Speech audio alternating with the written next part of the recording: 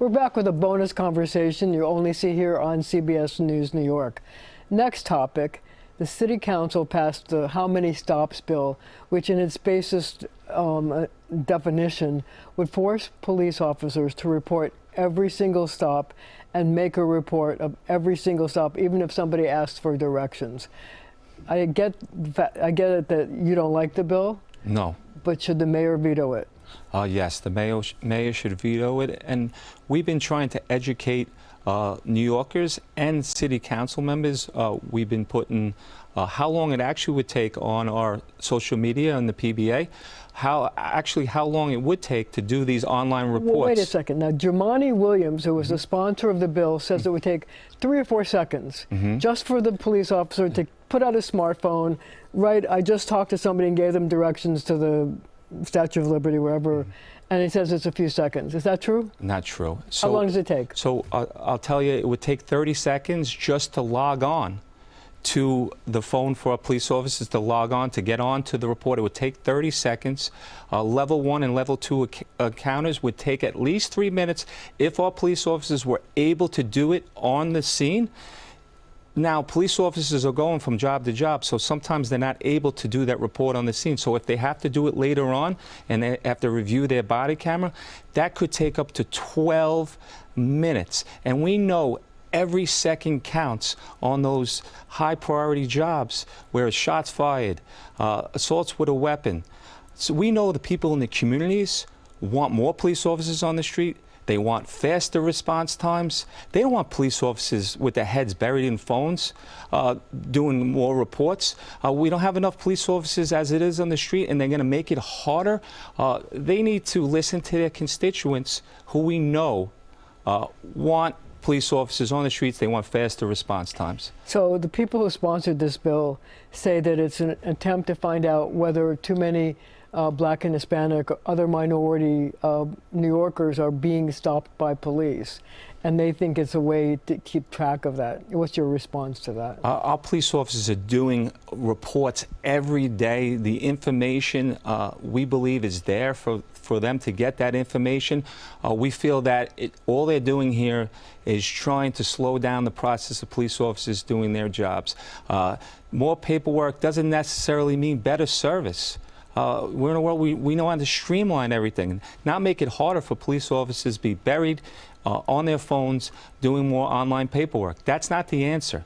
So when the mayor has been asked about this bill, he says the city is looking at what its options are. Obviously, one thing is to veto it, but if the city council has a veto, the ability to override the veto, it would still be law. Is there a way to sue to stop this bill from going into effect?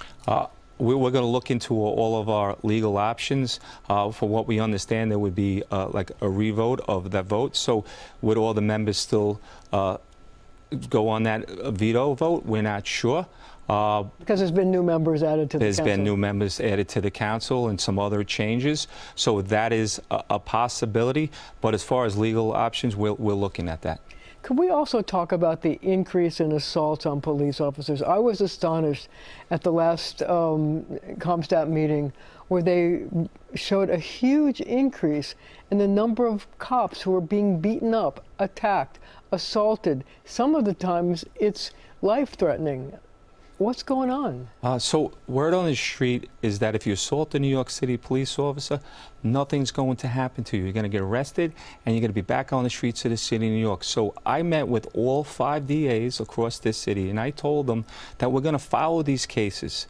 We're going to be in those courtrooms, and I was in the Bronx the last couple of weeks to make sure that those who assault New York City police officers are punished to the fullest extent of the law. Attack on a police officer is attack on all New Yorkers, and it needs to be treated that way. If someone's not afraid to assault a New York City police officer, what will they do to someone if they get into a dispute with them in the subways? So we need New Yorkers to rally around our police officers right now. This is not acceptable.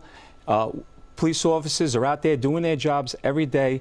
We should be treated like professionals, and those who assault New York City police officers should be punished to the fullest extent of the law. But that hasn't been happening. I know that at the CompStat press conference, the head of the statistics, Michael Petrie, said that only 8, I think the number he said was like 8% of the cases involving assaults on a police officer result in the person getting, punished.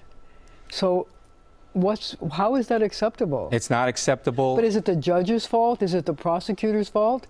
Who do you blame? So what I blame is I believe our criminal justice system is broken at every single step. Everybody needs to start doing their jobs. We're going to hold everyone accountable. That's why I met with the district attorneys across this city.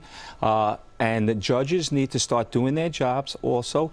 And if someone should be behind bars, they need to put them behind bars. So you think it's bail reform run amok? So I think it's a combination of a little bit of bail reform, a little bit of discovery, a little bit that our criminal justice system is just broken at every step.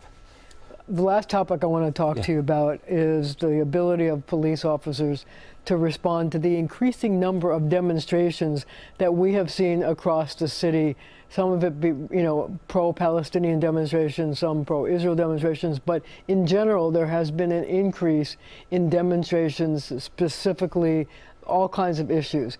And there was an agreement that you were not a party to that would curtail the police officers' ability to respond. What are you doing about that?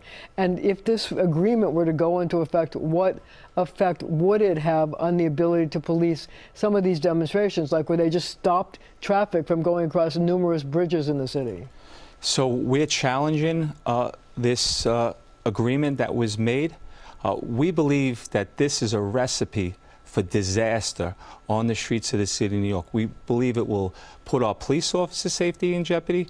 We believe it will put all New Yorkers in jeopardy, and even the protesters themselves. As we saw in 2020, these violent agitators who joined in on the protests, who viciously assaulted our police officers, over close to 400 police officers, hit with bricks, bottles, baseball bats. We had a police officer hit with a fire extinguisher. We had police vehicles lit on fire. And as we saw what happened this last summer, where an individual called people to show up in Union Square, thousands showed up in Union Square. So what level is that under this agreement? Can police officers, only community affairs police officers show up? How many police officers can show up? This is a bad agreement.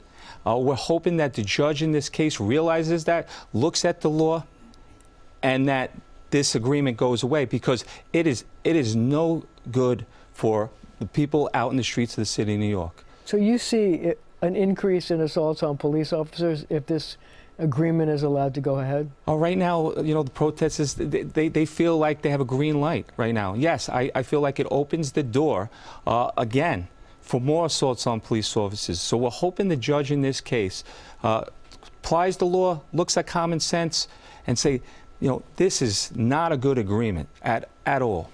So the last thing I want to ask you about is this. So we know the mayor is going to do a new budget on Tuesday, and you're looking for what's going to happen to the police department. What is the best case scenario? Speak directly to the mayor.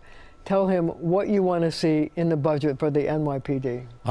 Again, Mayor, we're overworked, understaffed in the police department. We need to continue on in the academy classes, going forward onto the future. And we also need to find incentives for our police officers to stay on the department. Restore the 4 police academy classes. Yes. And support pension reform. Absolutely. And give us better working conditions. 100%. Anything else you want? We want our police officers to be treated like professional police officers. We want a better quality of life for our police officers in the city of New York. Patrick Hendry, been on the job for 30 years. Thank you for joining me. Thank you so much for having me. And thank you at home for joining us as well.